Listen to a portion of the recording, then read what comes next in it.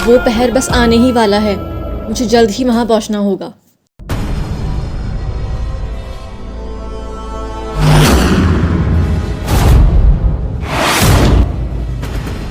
जय भोलेनाथ।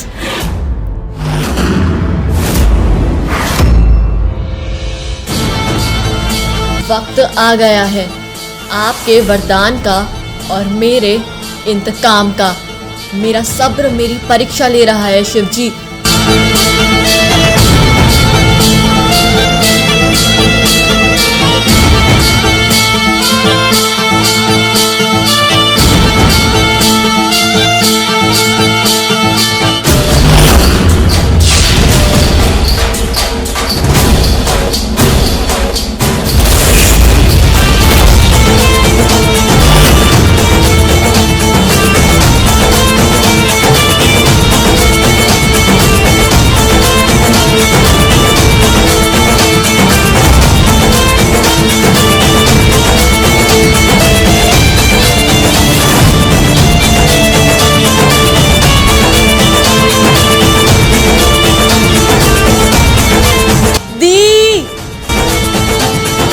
आराध्या दी।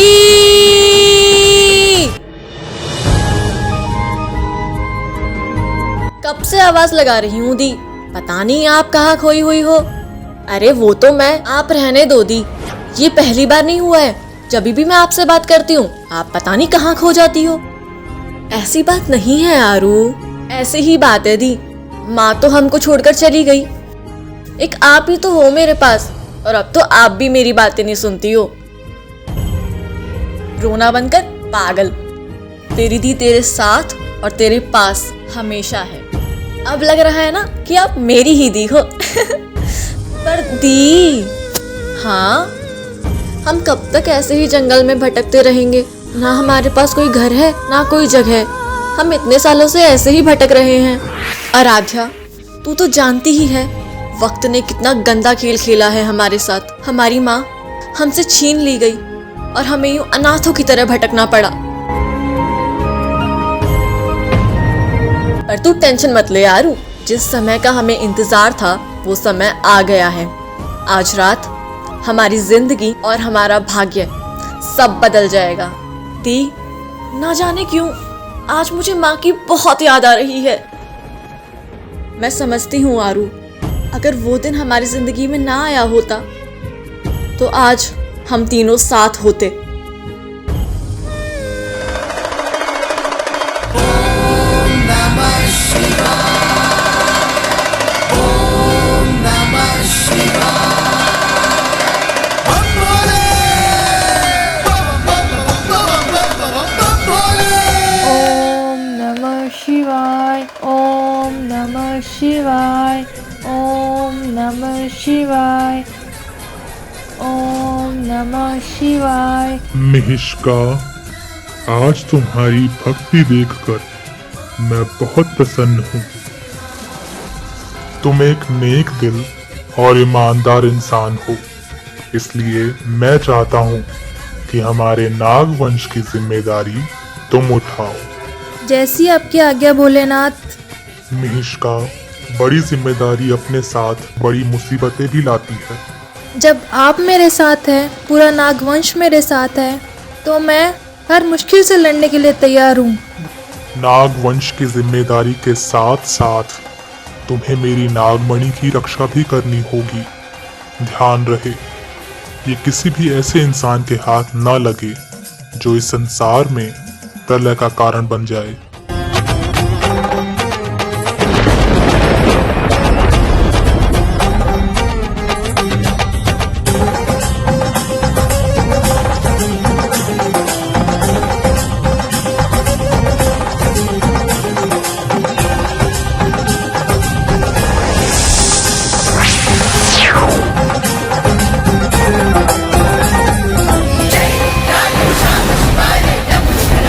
जय भोलेनाथ। शिविका, माँ, माँ आ गई। हम कितने दिनों बाद मिलेंगे आज। शिविका, माँ,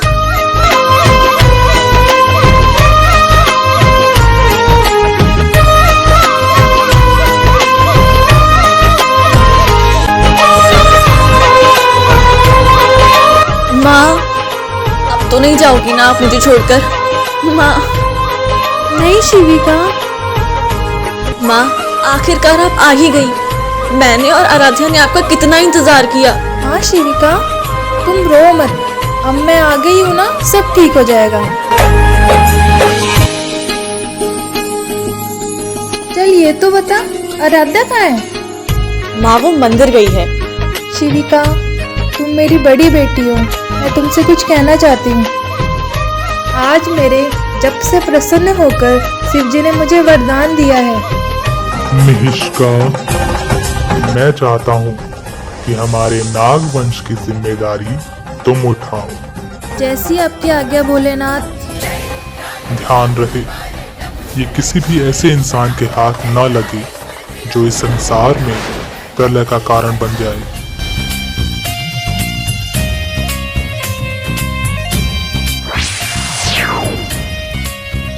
माँ ये जिम्मेदारी तो मुझे बहुत मुश्किल लग रही है। इसीलिए मैं तुझे बता रही हूँ कि अगर मुझे कुछ हो भी जाए तो तू मेरी बड़ी बेटी इस नागलोक की रक्षक बने और शिव जी की धरोहर की रक्षा करे। माँ अभी तो आप आई हो और आप ऐसी बातें क्यों कर रही हो? माँ आप सुन रही हो? मैं आपसे कुछ। शिविका, मेरी बात सुन बेटा, तू यहाँ से चली जा। माँ और आराध्या का ध्यान रखना, मैंने जो कहा है उसे भूल मत जाना।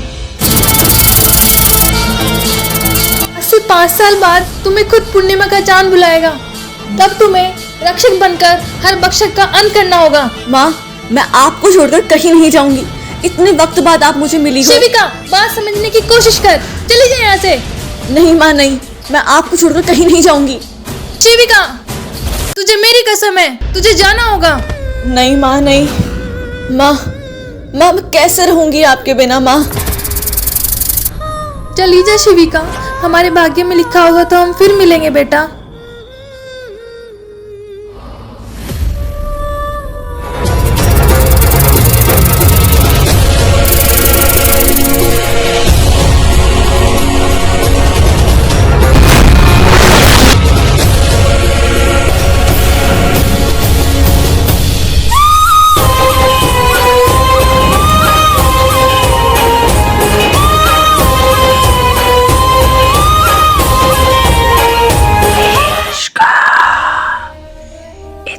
गुस्सा ठीक नहीं है, मेरे साथ हाथ मिला लो, फायदे में रहोगी। लगता है तुझे तेरी जिंदगी से लगाव नहीं है। लगाव तो मुझे सिर्फ और सिर्फ नागमणि से है।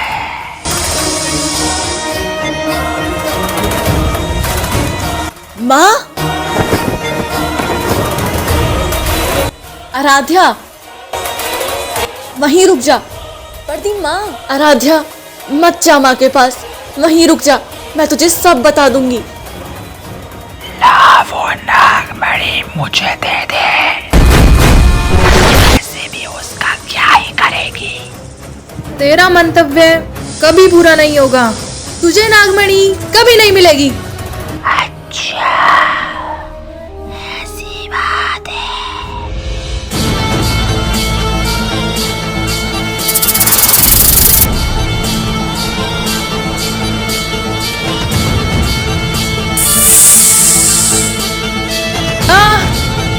माँ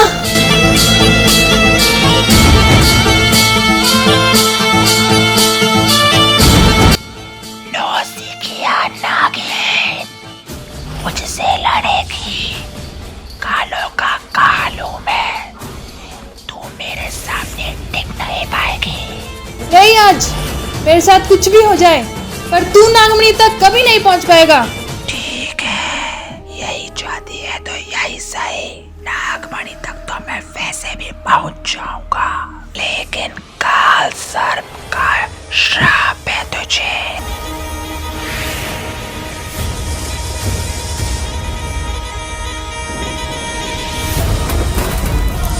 माँ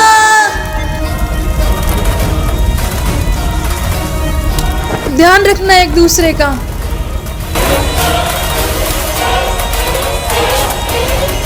माँ